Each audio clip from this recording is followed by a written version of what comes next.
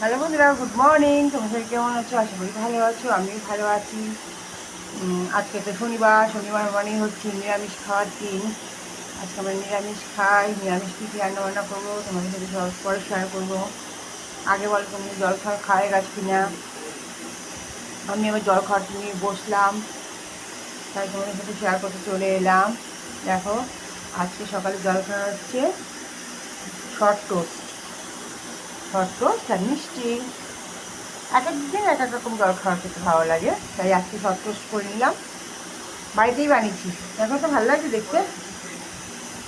বাড়িতে তৈরি করলাম, বড় মশাইকে দিয়েছি, বড় মশাই খেয়ে বললো খুব ভালো হয়েছে। আমি আজকে এটা আমার খাওয়ার আর কি, আমি খাবো।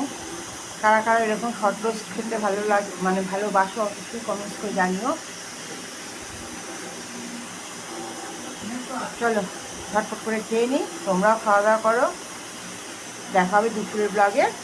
ভালো থেকো, সুস্থ থেকো, সাবধানে থেকো। ভালো লাগলে একটা লাইক করে দিও।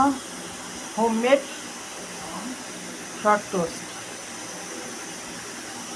চলো, টাটা।